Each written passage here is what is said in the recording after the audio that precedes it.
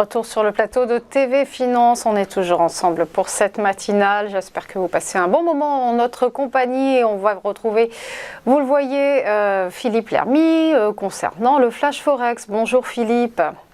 Bonjour Roselyne. Vous êtes trader et ancien chef trader d'une banque centrale. Et on va d'abord faire le point sur ce qui va animer les marchés cette semaine. À commencer par le discours de Jérôme Powell à l'Economic Club de Washington. Ce sera donc l'événement de la semaine et vous allez nous expliquer pourquoi. Oui, alors le président de la Fed donc, sera interrogé demain soir à l'Economic Club de Washington et nul doute que le speaker, M. David Rubenstein, va l'interroger, je dirais, sur le nombre époustouflant de 517 000 créations d'emplois en janvier, qui a été publié vendredi dernier, avec en plus un taux de chômage à nouveau au plus bas de 53 ans. Et bien évidemment, il sera questionné sur l'impact que cela pourrait avoir sur la politique monétaire de la Fed.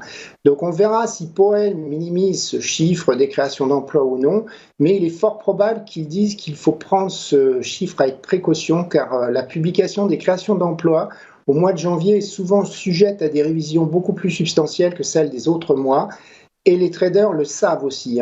Donc ça a été le cas, par exemple, l'année dernière avec les créations d'emplois de janvier 2022, qui avaient été publiées initialement à 467 000 et qui ont ensuite été révisées à 362 000. Bon, si c'était le cas, même 100 000 de moins, ça ferait quand même un chiffre qui reste plus que consistant. Alors je vous rappelle aussi que lors de la réunion politique monétaire, Powell avait déjà dit, je cite, que le marché du travail est très très fort. Donc, vous pouvez le constater sur le graphe. Pour toute l'année 2022, les créations d'emplois aux USA ont été à un niveau très supérieur à celui d'avant la pandémie.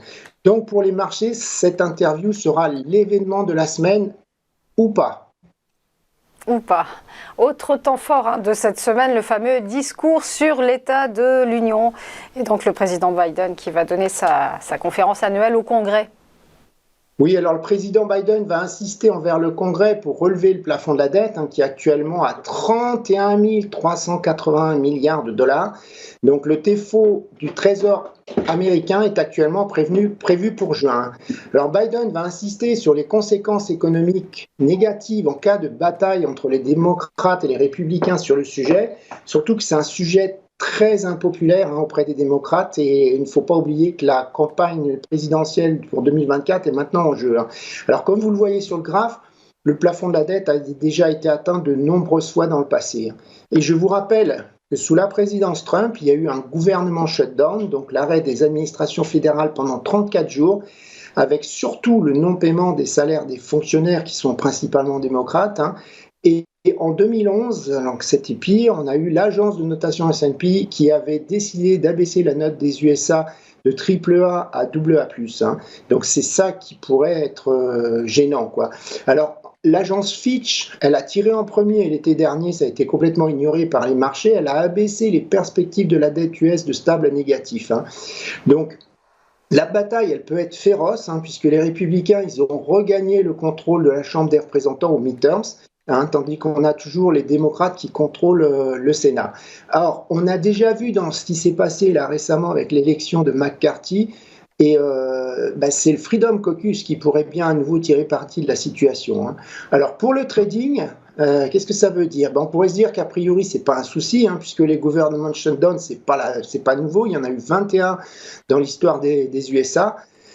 Et donc, ça ne serait pas un problème tant qu'on n'arrivera pas à des menaces d'abaissement de notation. Mais attention, car les situations ne sont jamais vraiment les mêmes et les traders institutionnels sont en train de se poser la question de l'impact indirect que a ce gouvernement shutdown, ces problèmes, je dirais, sur le plafond de la dette, sur le quantitative tightening de la Fed, car les deux sont en train d'entrer en collision. Et donc, ça pourrait jouer indirectement sur les taux directeurs de la Fed. Donc, pour le moment, c'est au second plan.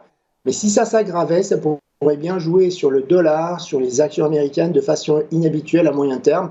Bon, ça sera à l'approche de la X-Date. On va parler aussi du sondage sur le sentiment des consommateurs américains. Et là, c'est une stabilisation qui est attendue après sa remontée des derniers mois. Oui, alors ce sera le seul chiffre important de la semaine. Il est attendu stable à 65.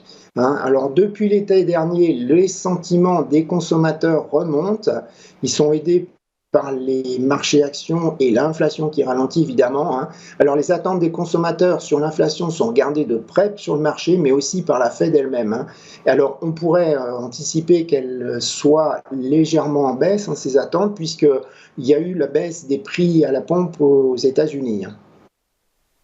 On évoquera aussi le PIB au Royaume-Uni et la récession qui devrait être évitée, pour le moment, tout du moins. Oui, alors le PIB du mois de décembre va sortir, mais c'est surtout celui du quatrième trimestre 2022 qui va être publié en même temps.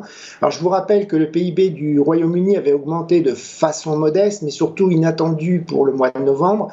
Donc même si le PIB de décembre sort négatif, il est attendu actuellement en baisse de 0,3%, le PIB du quatrième trimestre pourrait bien ressortir inchangé à 0%, ce qui permettrait d'éviter une récession technique pour le moment. La conférence au Global Interdependence Center, qu'on a un peu omis, donc il sera question de monnaie digitale et de finances décentralisées. Oui, alors je ne sais pas si les traders crypto regardent vraiment, parce qu'ils ont tendance à faire que de l'analyse technique, mais donc il va y avoir 2 membres de la Fed qui vont parler lors de cette conférence, M. Waller et Harker, donc il y aura des questions-réponses, donc voilà, on surveillera aussi, mais ça m'étonnerait qu'ils parlent de politique monétaire. Mais bon, la réglementation, ça serait finalement un bien en fait pour les cryptos.